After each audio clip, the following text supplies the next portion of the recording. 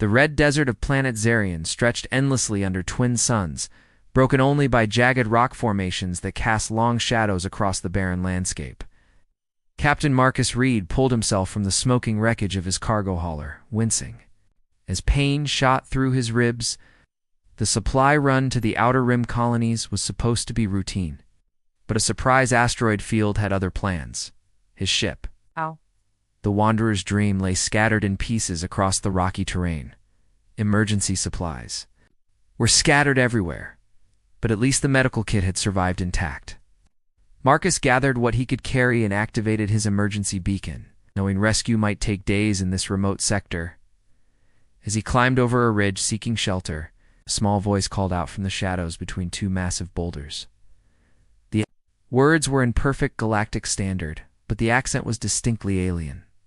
"Please don't hurt us, human. We're just hiding." Marcus froze, his hand instinctively moving to his sidearm. In the dim light between the rocks, he could make out movement. A child stepped forward, her skin a pale lavender color with intricate silver markings that seemed to shimmer in the fading light. She couldn't have been more than 7 years old, her large violet eyes filled with fear and desperate hope. "Name is Kess," she whispered, her small hands trembling. "My mama is hurt real bad. She said humans might help us, but I'm scared you'll take us away like the others did." Marcus knelt down slowly, keeping his hands visible. "I'm not here to take anyone, anywhere, little one. I crashed my ship. Where is your mama?" Kess pointed deeper into the cave formation behind her. House. "She's sleeping a lot. There's so much purple blood and she won't eat the food I find." Her voice cracked with worry that no child should have to carry. Following the girl into the natural shelter, Marcus found an adult Zalani female lying on a makeshift bed of salvaged fabric. Her breathing was shallow, and a crude bandage around her torso was soaked with the dark purple blood of her species. Despite her injuries, she was still beautiful, with the same intricate markings as her daughter, but in patterns that spoke of maturity and strength. "Mama, I brought help," Kess whispered, gently shaking the woman's shoulder. The alien's eyes fluttered open, immediately alert despite her obvious pain. When she saw Marcus, her expression hardened with suspicion and protective fury. "Get away from her," she rasped, trying to sit up despite her injuries. "Easy," Marcus said softly, showing his medical supplies. "I'm a pilot, not a soldier. Your daughter asked for help." "Nira," she said after a long moment, her voice barely audible. "My name is Nira. We ... We escaped when the Krex came. They destroyed everything." Marcus had heard whispers of the Krex expansion in recent months. Ruthless hunters who took prisoners for slave labor, and worse. As he cleaned Nira's wounds with practiced efficiency, she told him their story in broken phrases. Their colony world of Vesha Prime had been peaceful, full of artists and scholars. The Krex had come without warning, taking the strong for slaves and killing the rest. "Kess and I hid in the transport tunnels," Nira explained as Marcus applied fresh bandages. "We stole a damaged shuttle and crashed here 3 days ago. Will you stay with us?" Kess asked suddenly, her small hand gripping Marcus's sleeve. "Mama needs someone strong to help her, and I can't do it alone. I'm just little." The innocent trust in the child's eyes hit Marcus harder than his crash landing had. Looking at Nira, he saw not just an injured alien, but a mother desperately, trying to protect her child in an impossible situation. Something deep in his chest tightened, a feeling he hadn't experienced since losing his own family years ago. For now, he heard himself saying, "Till you're both strong enough to reach safety." Kess smiled for the first time since he'd met her, and even Nira's expression softened slightly. Outside their shelter, the twin suns of Zarian set in a blaze. Of orange and crimson, but inside the cave, something new was beginning to grow between 3 lost souls who had found each other in the vastness of space. The hunter's pursuit 3 days had passed since Marcus began sharing the cave with Nira and Kess. The routine they'd developed felt surprisingly natural. Marcus would venture out each morning to salvage supplies from his crashed ship and hunt for edible plants, while Kess entertained her recovering mother with stories and songs in her native Zalani tongue. Nira's strength was returning, though she still winced when she moved too quickly. "Papa Marcus is back," Kess announced cheerfully, as he returned from his morning expedition, carrying a bag of protein rations and water purification tablets. "I'm not your papa," Marcus said gently, though he couldn't help smiling at the title, "and you shouldn't get too attached. Once your mother is well, you'll need to find your own people." Nira watched this exchange with an unreadable expression. Over the past few days, she'd begun to trust him, even allowing him to help change her bandages. There had been moments when their hands touched during these sessions, brief contacts that sent unexpected warmth through both of them. "Why can't you come with us?" Kes pressed, settling beside Marcus as he distributed their morning meal. "You don't have family waiting for you. You told Mama so yesterday." Marcus paused, remembering the conversation. He'd shared more about himself with Nira than he'd intended. Talking about his years as a freelance pilot after leaving military service, how he'd lost his wife and son in a plague outbreak 5 years ago, and how the endless journeys between stars helped him avoid staying anywhere long enough to remember what he'd lost. "Sometimes people need to travel alone," he said carefully. "But you don't look happy when you travel alone," Kes observed with the brutal honesty that only children possessed. "You look sad, like Mama did after Papa died, before anyone could." "Respond," Marcus's motion detector beeped urgently. 3 heat signatures were approaching from the east, moving in a tactical formation that spoke of military training. Marcus's blood went cold. "Cricks?" Nira asked, reading his expression. "Maybe get Kes to the back of the cave now." Nira didn't argue, scooping up her daughter despite her healing injuries. Marcus grabbed his rifle and positioned himself near the cave entrance, using the natural rock formation as cover. Through his scope, he could see them now. 3 humanoid figures in dark armor, carrying weapons that glowed with ominous energy. Thermal scans confirmed Zilani life signs in this location. One called out in the harsh Krex language. "The female is worth more alive, but kill the child if she resists."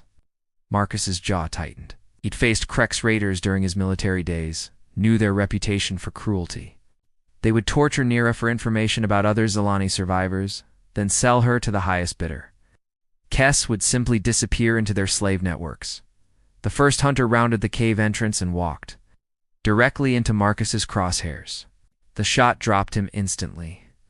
The other 2 took cover and began laying down suppressing fire that turned the cave mouth into a storm of energy blasts. "There's a human with them," the lead hunter snarled. "It's probably a deserter. Kill him first." Marcus ducked as another blast scorched the air where his head had been. Needed to even the odds, but he was pinned down. That's when he heard movement. Behind him, Nira appeared at his side, moving with the fluid grace of a trained warrior, despite her injuries. In her hands was a curved blade that seemed to absorb light rather than reflect it. "Zilani military?" she said simply, seeing his surprised expression. "Before I became a teacher? Can you fight for my daughter?" "I can do anything." They moved. Together with surprising synchronization, Marcus provided covering fire, while Nira used her superior agility to flank their attackers. The second hunter fell to her blade before he knew she was there. The leader, realizing he was outmatched, tried to retreat to call for backup. Marcus's shot took him down 50 meters from the cave, in the sudden silence that followed. Marcus and Nira found themselves standing close together, both breathing, hard from adrenaline and exertion.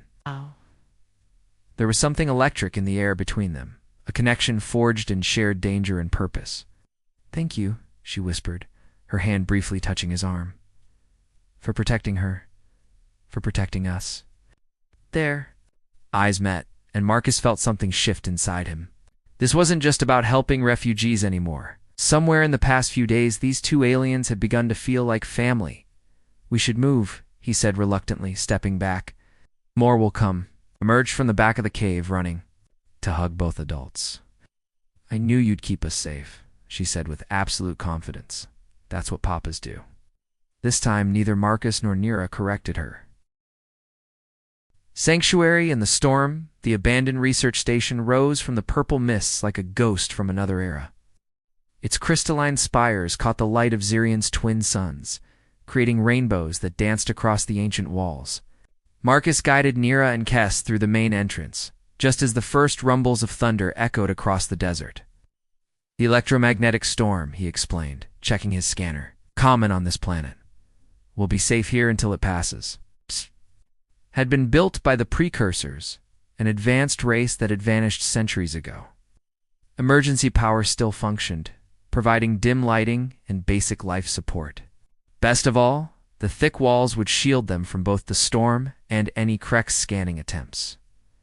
Kes explored their new shelter with the boundless energy of childhood, her voice echoing through empty corridors as she discovered wonders in every room. Meanwhile, Marcus and Nira worked together to secure their temporary home, sealing entrances and setting up early warning sensors. Your shoulder, Nira observed as Marcus winced while lifting a heavy barrier panel. 8. You were injured in the fight yesterday. It's nothing, he insisted, but she was already guiding him to sit on a salvaged bench. Let me see. Her voice carried the tone of someone accustomed to being obeyed. When he hesitated, she added more softly, You've taken care of us. Let me take care of you. Touch was gentle as she examined the plasma burn on his shoulder, her fingers cool against his heated skin. Marcus tried to ignore the way her proximity made his heart race, the subtle scent of her hair that reminded him of exotic flowers. This needs proper treatment, she murmured, reaching for their medical supplies. Hold still. Dress the wound, their conversation drifted to more personal topics.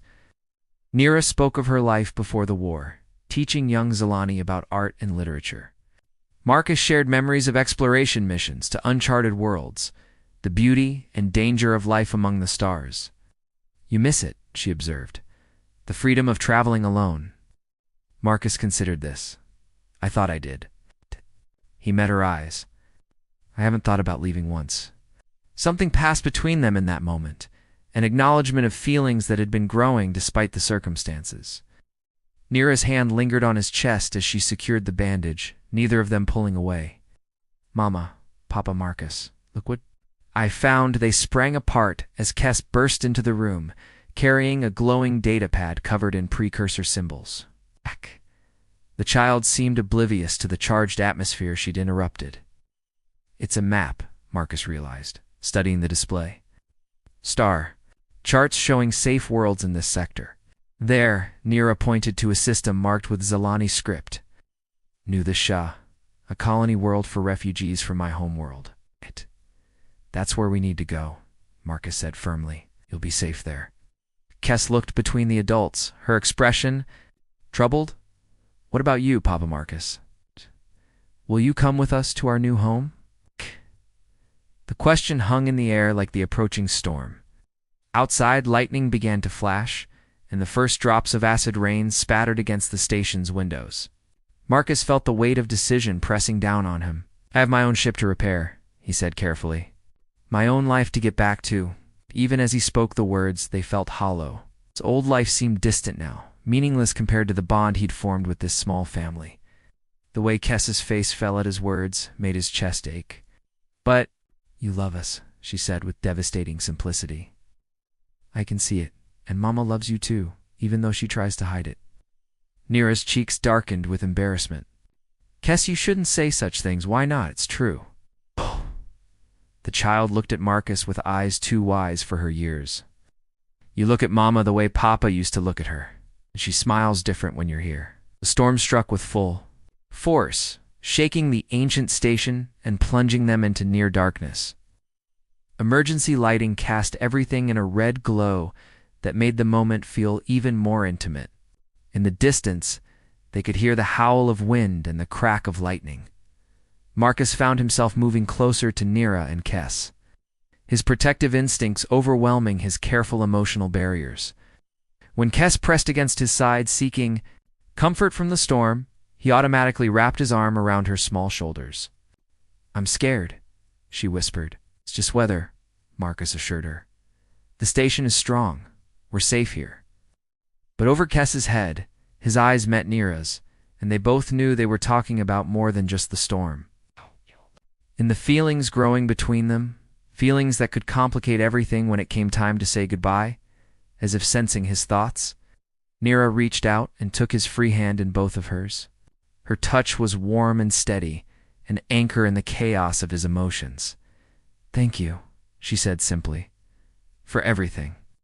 Outside, the storm raged on, but inside their shelter, three hearts were finding their way to each other against all odds and expectations. The final stand-on broke gray and ominous over the research station. Marcus had spent most of the night monitoring their perimeter sensors, and what he saw made his blood run cold. 6 heat signatures surrounded their position, moving with the methodical precision of experienced hunters.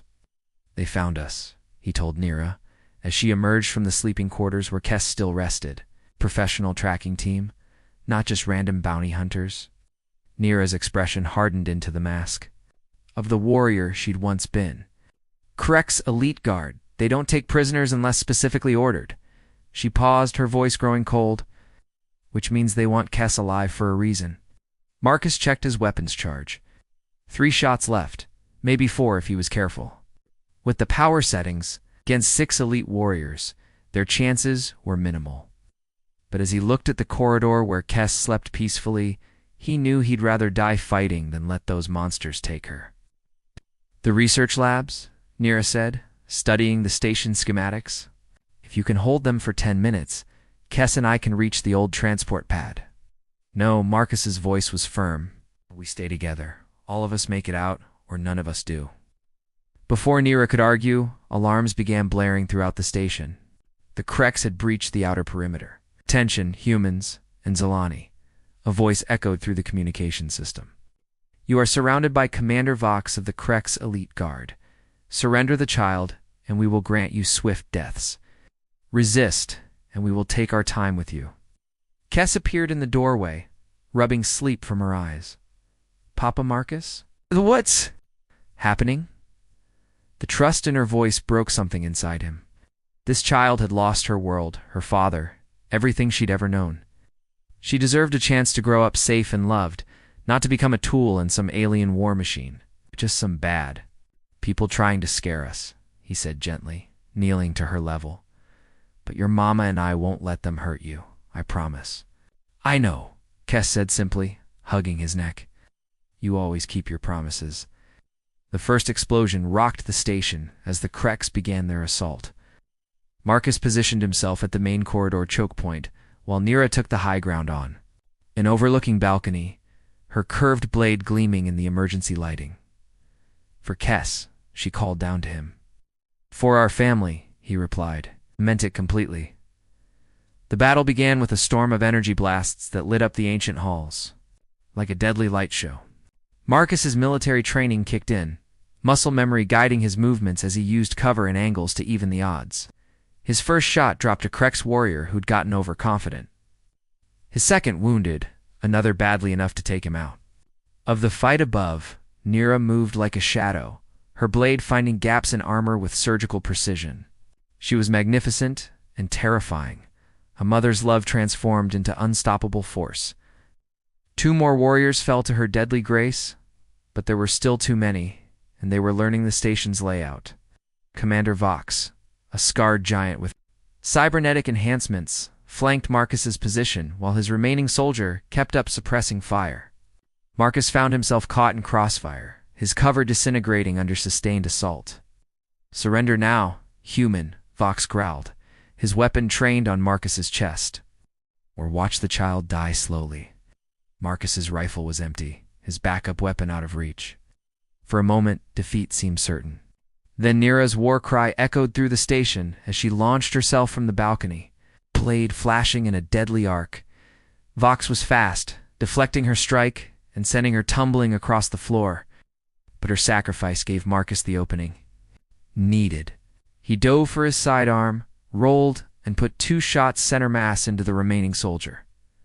The commander roared in fury, raising his weapon toward the wounded Nira. Without thinking, Marcus threw himself between them, taking the blast meant for her. Pain exploded through his chest as he collapsed to the station floor. Marcus. Nira's scream of anguish was followed by the sound of her blade finding its final target. Vox fell with a gurgle, his life ending on the cold metal deck. Through fading vision, Marcus saw Nira kneeling beside him, her hands pressed against his chest wound. Tears streamed down her face as she tried desperately to stop the bleeding. "Don't you dare leave us," she whispered fiercely. "Don't you dare leave me." "Had to," he managed, each word an effort. "Couldn't let them hurt you. Either of you." Papa. Marcus Kess's voice broke through the haze of pain as small hands grabbed his face. "You have to get better. We need you. I need you." Looking into their faces, Marcus realized something that should have been obvious days ago. This wasn't just about duty or protection anymore. These two aliens had become his world, his reason for existing. The family he'd thought he could never have again. It's not going anywhere, he promised, finding strength he didn't know he still possessed. "We have a wedding to plan, remember?" Nira's sob was half laughter, half relief, as she held him closer. "Is that a proposal, you foolish human? If you'll have a busted-up cargo pilot?" he whispered. Her answer was a kiss that tasted of tears and hope and the promise of tomorrow. New beginnings, 6 months later. The settlement of Haven's Rest buzzed with preparations for the most unusual wedding in its short history. The refugee colony on New Desha had grown from a handful of survivors to a thriving community of nearly 10,000 souls from a dozen different species, all seeking a fresh start among the stars. Marcus stood in the small house he now shared with Nira and Kes, struggling with the unfamiliar formal wear of Zalani's ceremony dress. The flowing robes felt strange after years of practical pilot gear, but Kes had insisted he look proper for his wedding day. "You're fidgeting," Nira observed from the doorway, radiant in traditional white and silver that made her markings seem to glow with inner light. "Having second thoughts?" "Never," Marcus said firmly, then grinned. "Just not used to clothes that don't have at least 6 pockets for emergency supplies?" She laughed, the sound warm and rich with happiness. Over the past months, as Marcus had healed from his injuries and they'd built their life together on New Desha, that laugh had become his favorite sound in the universe. "Papa Marcus, Mama, everyone's waiting." Kes burst through the door, practically vibrating with excitement. She wore a smaller version of her mother's ceremonial dress, her silver markings painted with intricate patterns that designated her as the bridge bearer. Role that honored the child who brought 2 hearts together.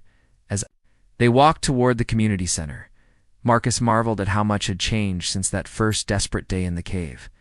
His cargo hauling business had evolved into a rescue operation, using his knowledge of hyperspace routes to locate and evacuate refugees from Krek's territory.